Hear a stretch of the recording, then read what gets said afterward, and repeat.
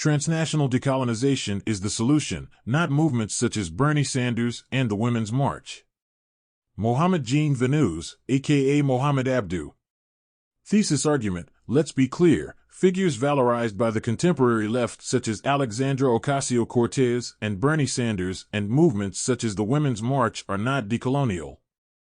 Their strategies, voting, reforming laws, protests for equality, and a national assimilationist politics of citizen rights, evoke two central pillars of representative democracy, neoliberal humanism and multicultural identity politics. As numerous radical Indigenous, Black, Jewish, Christian, Buddhist, Sikh, as well as a minority Arab and Muslim knowledge keepers and movement organizers have argued, these human rights paradigms and identitarian reference points structurally and symbolically humanize white bodies and dehumanize the bodies of people of color, POC, and relying on approaches based on these colonial, imperial ideals ultimately, although perhaps not intentionally, entrenches Euro-American white ascendance and individualism. In contrast, decolonization operates from the premise that representative democracy, which is ultimately anchored in capitalist state structures, is a neocolonial product of modernity. It is an extension of an ongoing Euro-American neo-imperialist project that we all ceaselessly subordinate ourselves to in the East and the West. Thus, decolonial strategies are not focused on the seizure of the nation-state, with the aim of enacting change from within. Decolonial approaches do not strategically invest in the reform of Western nation-state laws that evict POC. Rather, decolonization recognizes that in a neoliberal age, there is no separation between capitalism and nation-states and there is a direct relationship between settler colonial societies, such as the U.S., Canada, and franchise or so-called post-colonial societies such as Egypt, neither of which have undergone decolonization. I write this analysis in an attempt to hold all of us accountable, including my own diasporic Muslim POC communities in settler colonial societies such as the U.S., Canada. Settlers in capitalist nation-states, not hyphenated citizen subjects. Movements such as the Women's March and Bernie Sanders are based on several flawed assumptions. 1. That nation-states can be disentangled from capitalism. 2. That fascism is the same as totalitarianism. First, it is a historical fact that capitalism and the nation-state evolved symbiotically. Although they can become disjointed over the short term, creating ruptures with local and even regional implications, the relationship between capitalism and nation-states over the long term is rooted in their undeniable, mutual interests. Globalization and neoliberalism are deeply anchored in the idea that the relationship between the nation-state and capitalism is irreversible, and both are dependent on the dissemination of repressive racializing, gendering, sexualizing, classist, debilitating and ableist logics that we have all internalized and replicate at the horizontal level. Capitalist states are not just administrative structures. They shape our understanding of the world, including our own identities and selves. They structure our thoughts and fine-tune our behavioral patterns, feelings, and emotions. As our real father, the nation-state teaches us how to become authoritarian, to hierarchize, covet and hoard power, to categorize and discipline others and ourselves. Capitalism, our representative mother, teaches us how to commoditize, individualize, and commercialize as well as materialize not only space-time, but also love, friendships, solidarity, allyship, and land. We even commercialize symbols of anti-capitalist resistance on our t-shirts and MacBook stickers. Second, when recent social movements claim they fear that Trump has ushered in fascism, they are naively mistaking fascism for totalitarianism. Totalitarians impose draconian order from above through force, be it via police repression, legislative and judicial power, or even national emergencies, imposed curfews, and military regimes. Fascism is promulgated at the horizontal levels of the family, neighborhoods, schools, factories, hospitals, etc. And its goal is to transform us all into egoistic little Mussolinis and mini-gods in our public and private behaviors. Fascism is facilitated through the dissemination of cultural and spiritual stereotypes that we all reenact. Fascism spirals from the top down, but is reinforced from the bottom up and is reenacted horizontally in our daily lives. Fascism is the cancer we must fight and our liberation depends on it. What makes fascism more dangerous than totalitarianism is its insidiousness. Fascism is mobilized on a mass scale that operates in all vectors and directions. In particular, fascism is encoded within and reinforced by the capitalist states, and we express our internalized microfascisms relative to the symbolic and structural privileges that we each positionally enjoy and reproduce at the grassroots level during our social encounters. Struggling against fascism means struggling against our own selves. In order to reassert control over our own lives and perhaps achieve more egalitarian horizons, we must acknowledge that we all participate in the replication of the sexism, racism, classism, transphobia, biophobia, and ableist oppressions that colonial cultures of whiteness produce and relentlessly disseminate through capitalist state frameworks. We cannot eradicate power differentials in our encounters, but we can delineate them by combating our internalized microfascisms and taking responsibility as individuals and communities for altering prejudices that blind our inner hearts, spirits, and actions. Failing to distinguish between fascism and totalitarianism cripples our social movements, especially those that are trying to embody resistance. Resistance does not operate in a vacuum but rather evolves in a historical colonial context in which nations and their constituents have defined false and true myths of themselves and their pasts. While white supremacist tendencies and assumptions overtly inform conservative right-wing parties and positions, the greater danger is how they covertly and underhandedly disguise themselves within neoliberal progressive and even leftist positions. That is the danger of forming a resistance in an Orwellian, post-alternative fact and schizophrenic world where the destructive legacy of liberalism defines even our words and their meanings. For example, we perceive the Heineken and Johnny Walker-sponsored pride parades and women's marches as resistance, despite the fact that these movements are premised on bleached notions of nonviolence, gay marriage, coming-out narratives, pride, and shame. In fact, these protests represent important but temporary and exhausting public displays of revolt. They are limited and reactionary because they are based on a Western notion of freedom of assembly and do not offer any ethical, political, decolonial, land-based alternatives. What further exposes the futility and contradiction of these acts of dissent is that they are enacted on stolen indigenous land in settler colonial societies like the U.S., which render black bodies as disposable. Even more proof of their ineffectiveness is the fact that this resistance is always surrounded by trigger-happy, slave-catching police forces from which we seek sanctioned permits to protest in an NRA, Bonnie, and Clyde culture that is sadistically obsessed with its imperialist, hypermasculine, soldiers and military-industrial complexes. Our internalization of these colonial and capitalist state logics is reflected in our contradictory ethical political positions in which cis-heteropatriarchy, homo-nationalism, and pink-washing are constantly reiterated within our movements. Homo-nationalism domesticates and neutralizes queer communities under white settler state authority, while cis-heteropatriarchy preserves Victorian notions of nuclear family units, privatized roots of inheritance, and the individualist and commoditized ownership of land and non-human life. Pinkwashing is the Israeli state's instrumentalization of LGBTQ-friendly images and rights for Zionists, with Euro-American collusion, which is then used to deflect attention from the Israeli settler colonial occupation of what is deemed to be a backward Palestine. Within capitalist states, homo-nationalism, cis-heteropatriarchy, and pinkwashing have the particular effect of infantilizing POC.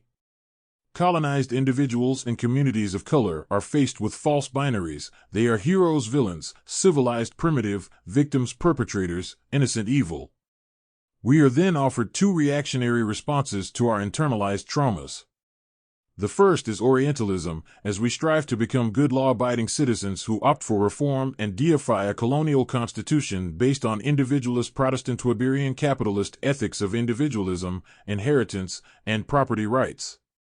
The second, especially in the case of Muslims, is that we can become fundamentalist, mindless terrorists who reenact our traumas by adopting violence as a sole holistic strategy.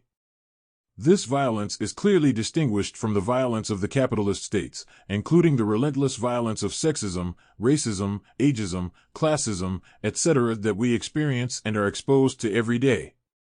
Applied transnationally to Syria, this false binary formula means having to choose between an imperialist, colonialist, militarized interventionist crusading Zionist Wahhabi alliance in the disguised and despotic name of human rights and democracy, or a similar Russian-Iranian-Syrian authoritarian coalition and axis.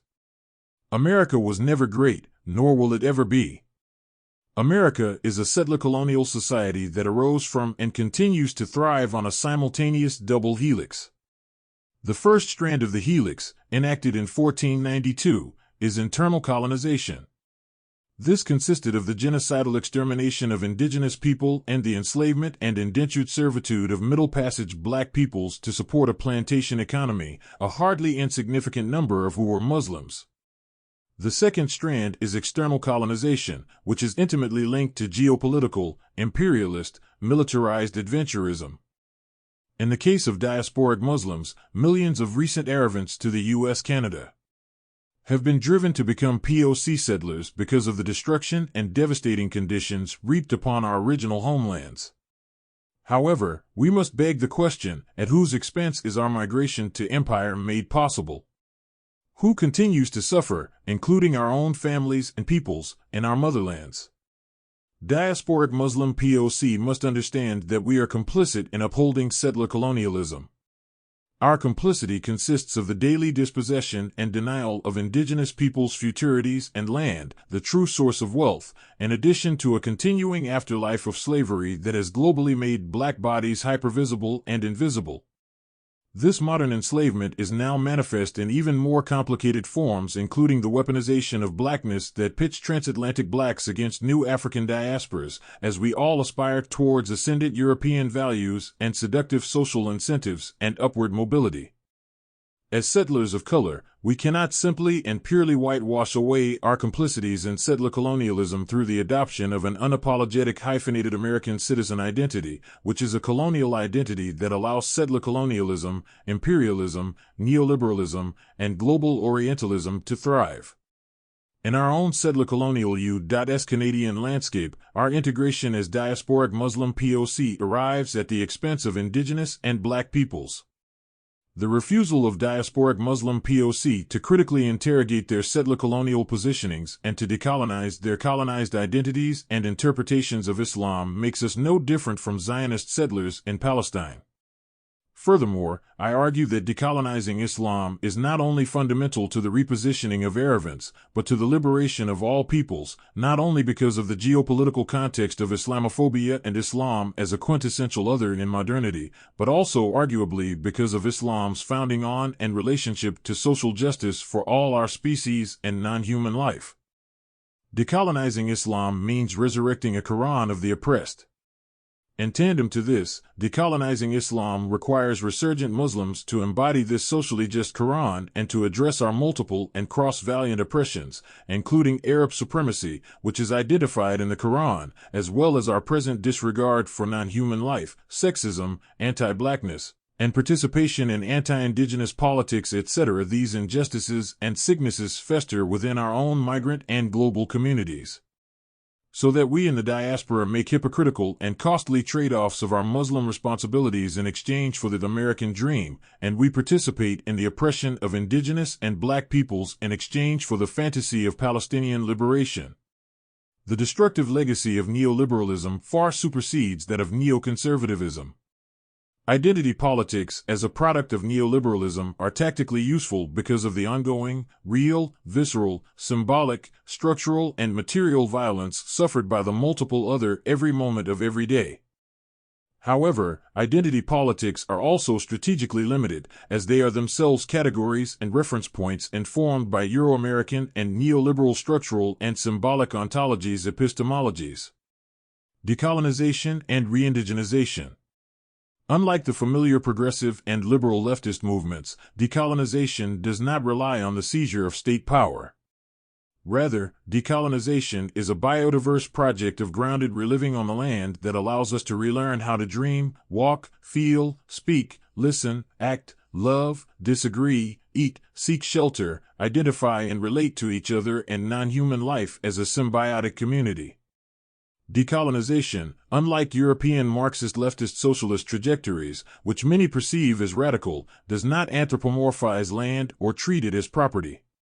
In this sense, decolonization seeks to transcend empowering international neo-development projects and neoliberal ecological environmentalism.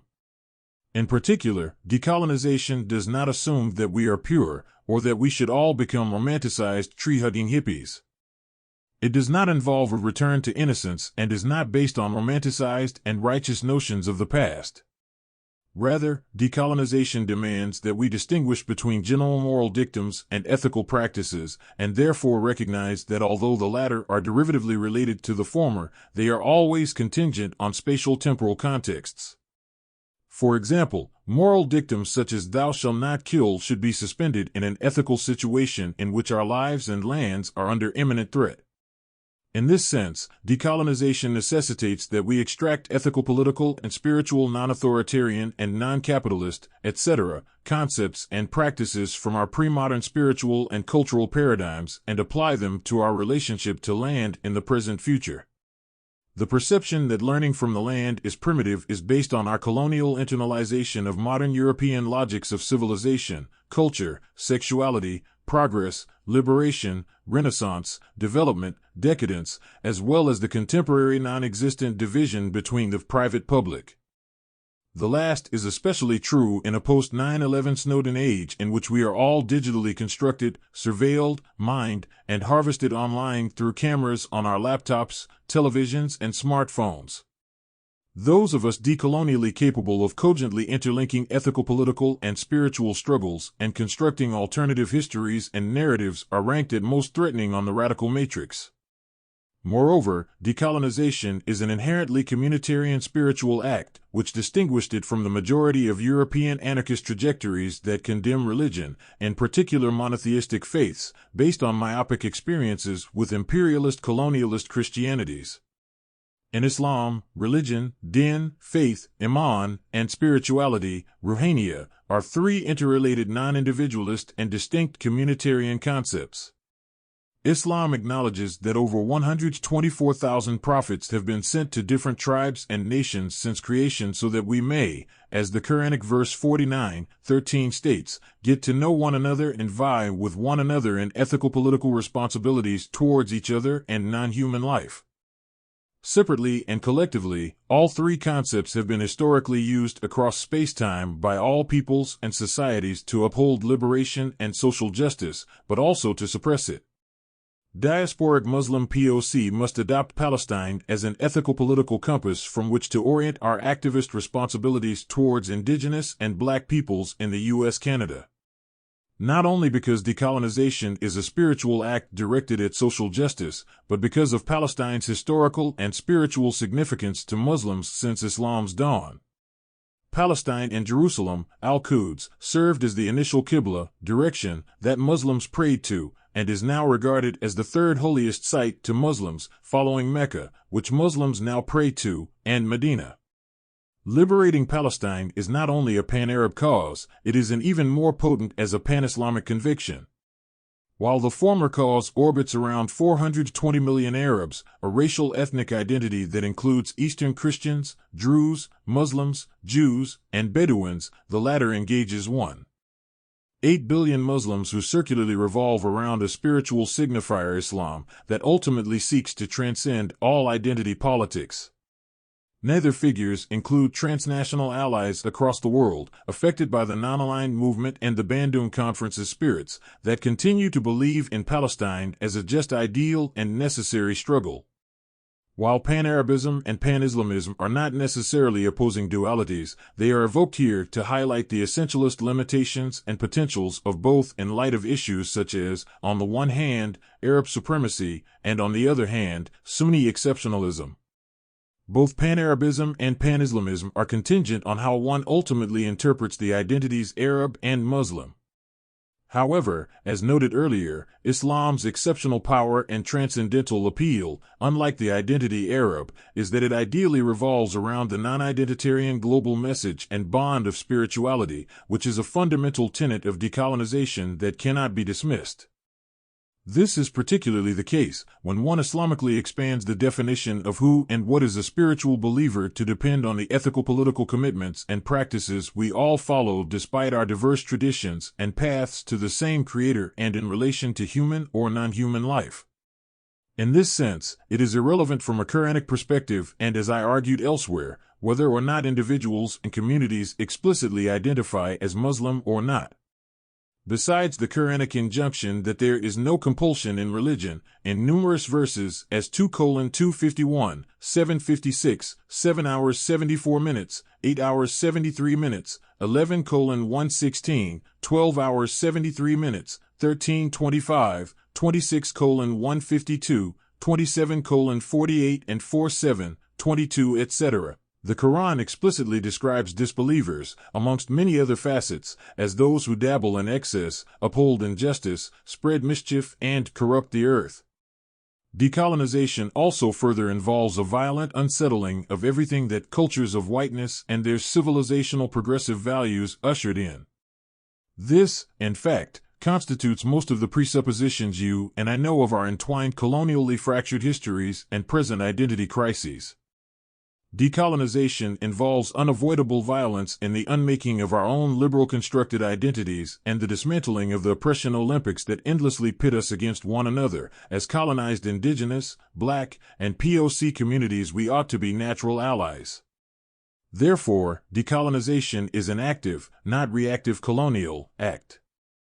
Decolonization demands that we recognize our species' creative and unfathomable feats, yet also our disposability, finiteness, and insignificance. Killing, murdering the Creator, and crowning ourselves as omnipotent is not a solution, as that does not disappear a dead God's space or power vacuum.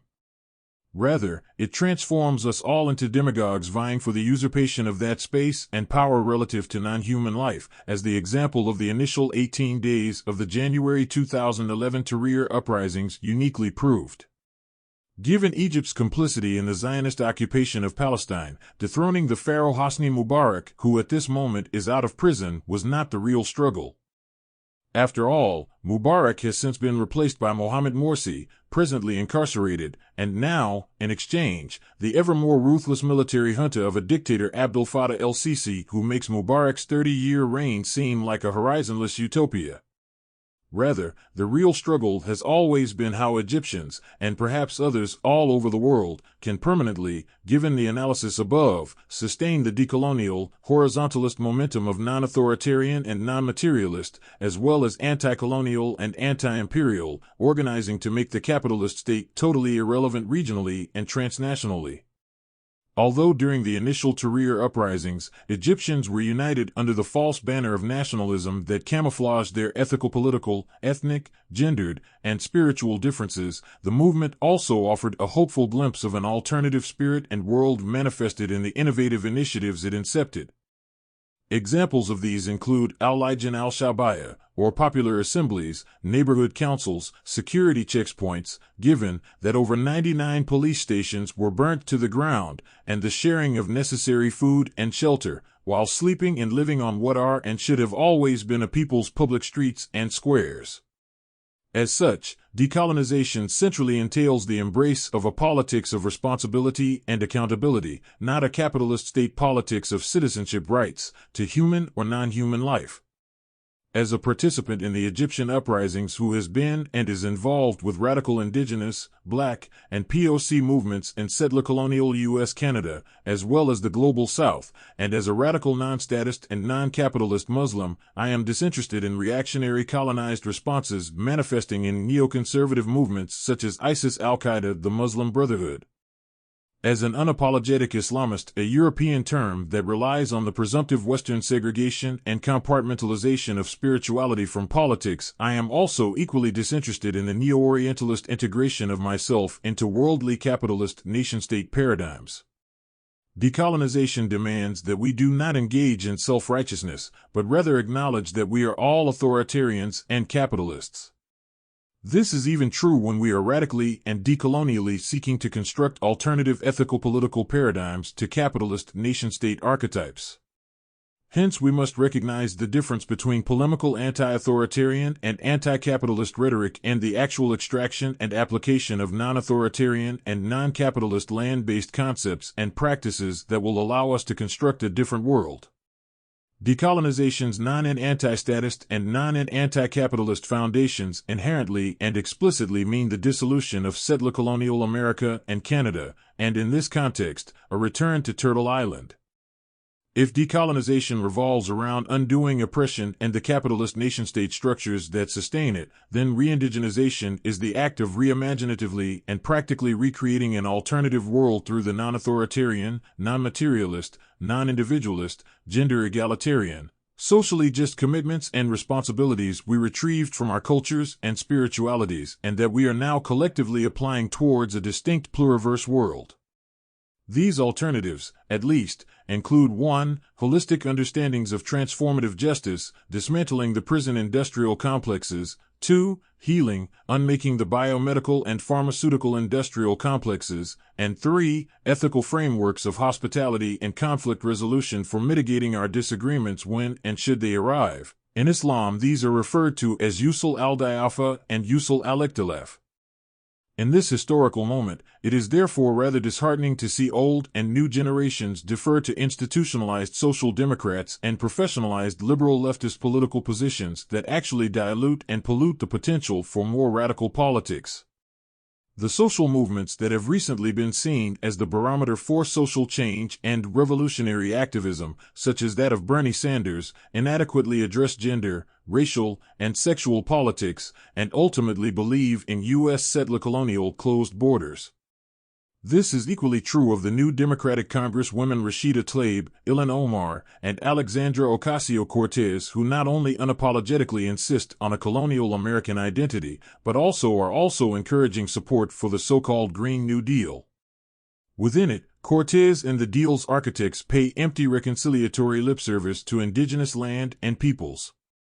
They claim that the new social contract, that is being compared with the moon landing and named after Franklin D. Roosevelt's Industrial New Deal, will obtain the free, prior, and informed consent of indigenous people for all decisions that affect indigenous people and their traditional territories, honoring all treaties and agreements with indigenous people, and protecting and enforcing the sovereignty and land rights of indigenous people. This statement alone is evidence of neoliberalism's destructive effect and its persistent permeation into all our politics. It demonstrates that Cortez and her supporters are either confused or do not comprehend the implications of their own statements and political stances. Though they certainly are not monolithic, decolonial indigenous conceptualizations of sovereignty, self-determination, and nationhood are fundamentally antithetical and irreconcilable with not only capitalism but also nation-state paradigms and hence oppose the paternalism and stewardship of both parents. The rhetorical words of these congressional politicians and their policies blatantly ignore that all of America is stolen indigenous land that must be immediately rematriated and repatriated.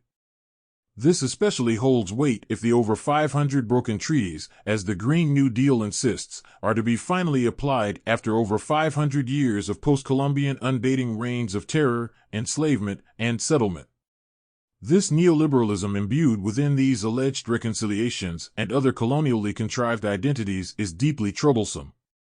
It sustains both settler colonialism and America's imperialist aspirations in franchise or so-called post-colonial societies like Egypt. It also further geopolitically normalizes Palestinian occupation as well as distracts attention from the local and transnational decolonial work that some of us are engaged in. Decolonization and re-indigenization mean that diasporic POC Muslims must embrace the full responsibilities and struggles imbued in the Islamic term hijra, migration, and the Medina Charter. Muslims engaged in two early migrations over 1,439 years ago during Prophet Muhammad's time. The first was from Mecca to Abyssinia, where they were protected and offered safe haven by the Christian king Negus, who later converted to Islam. The second was to the Ansar, the helpers, of Medina. Diasporic POC Muslims in settler colonies such as the U.S. Canada. cannot sanctimoniously claim to speak for the liberation of Palestine without recognizing that the indigenous land they now stand and breathe on must be fully rematriated and repatriated to indigenous peoples. This is the measure of victory as opposed to the squabbling over empire scraps and spoils through electoral representative democratic systems and midterm and presidential elections that will supposedly usher in a just society and worldly liberation for us all. This is critical in a defining moment in which innumerable peoples are concerned with a decaying globe, which our existence relies on, and that has its own timetable, in light of what we have collectively squandered, raped, and pillaged of it. Decolonization further means moving radically beyond Ta-Nehisi Coates' European Zionist framework for reparations. Coates' schema and logic denies indigenous deposition and nonsensically relies on a capitalist insurance tabulate of dollar-cent figures in the devalued redressing of human misery, shackling, and death, which no price tag can be assigned to. What of afterlife reparations to the ongoing slavery enacted through stand your ground laws, police brutality and premeditated extrajudicial killings, routine stop and frisk programs, policies of broken windows, voter disenfranchisement, and a shattered criminal justice system?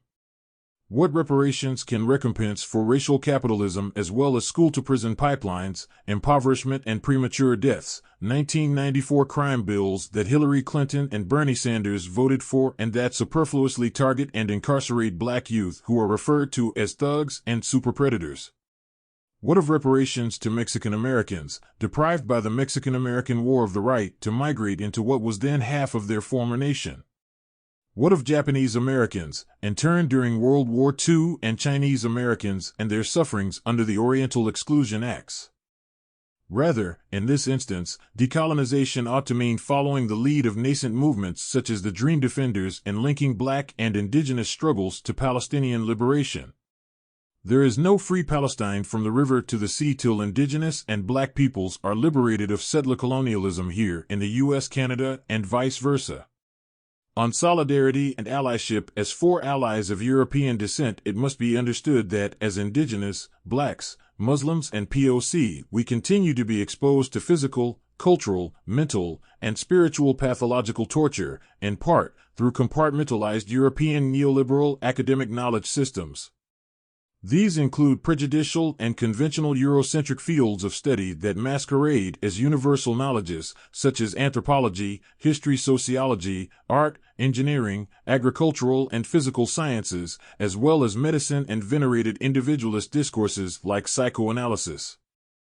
These compartmentalized discourses are ontologically epistemologically ill-suited, narrow, and incongruent with the communitarian, sophisticated, and desegregated knowledge systems of indigenous, black, and POC ways of life, oral traditions, stories, analyses, and narratives that are all too often cast by the West as myths, superstitious, and non-scientific.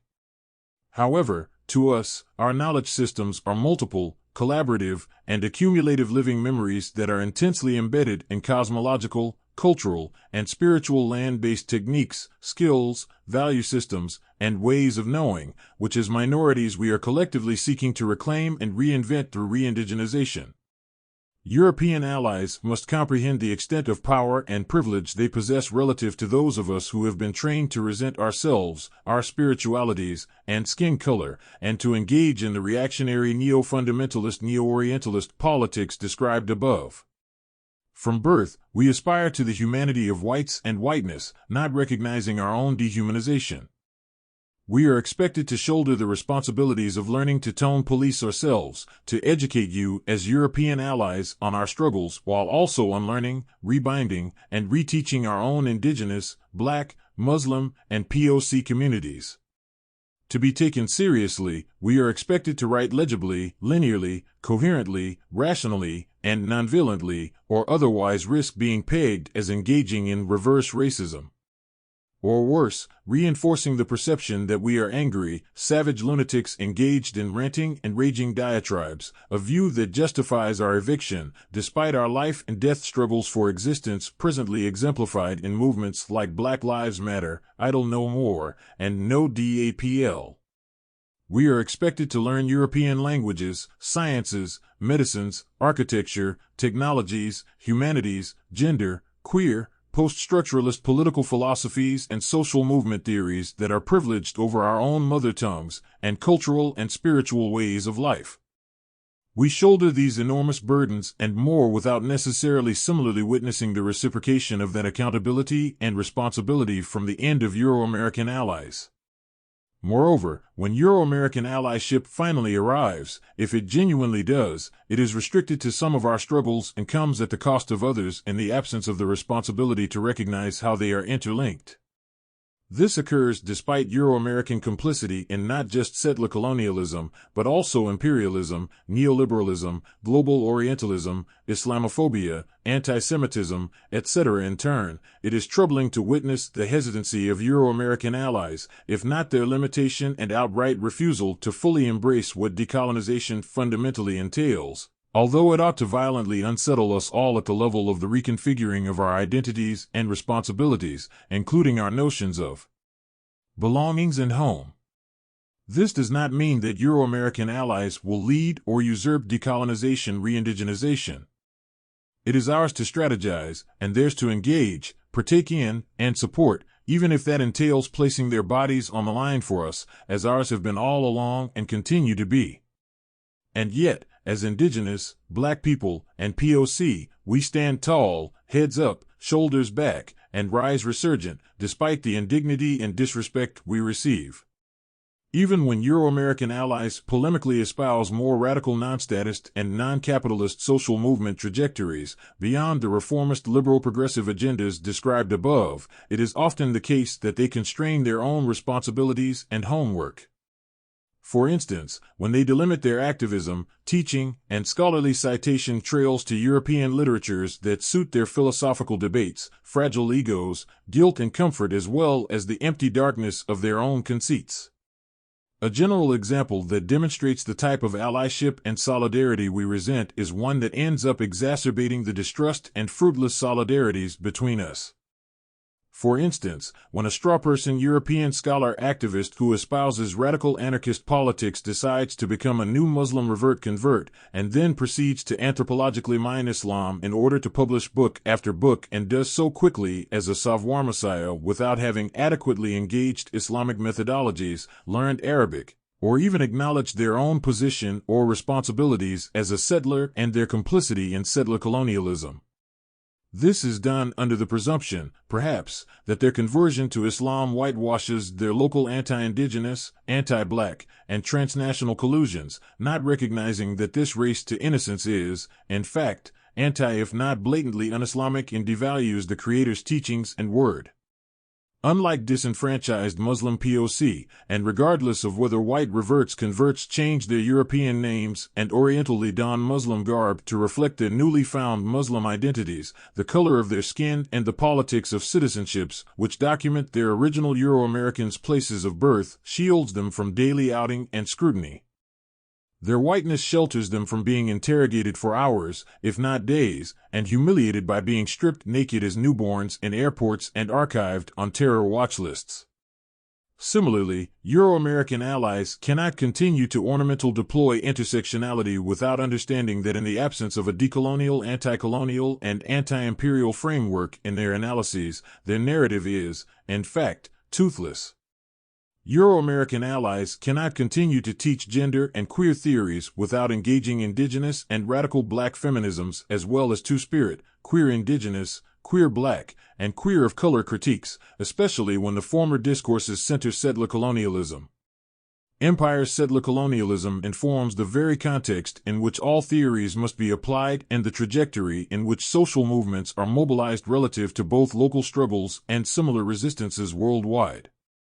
I believe that Islam is inherently anarchistic, feminist, queer, and emphasizes social justice, etc. Therefore, I ask the following rhetorical question: why am I obligated to endlessly identify myself using terms such as Muslim anarchist or Muslim feminist as a precondition for solidarity with Euro-American others who insist these terms are oxymorons?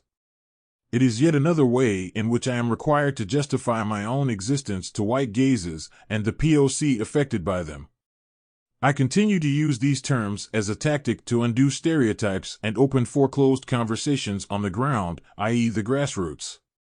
I do it to facilitate cross-disciplinary knowledge and social movement deliberations, not to convince you, as Euro-American allies, or assimilate into your paradigms without engagement. I said the question was rhetorical.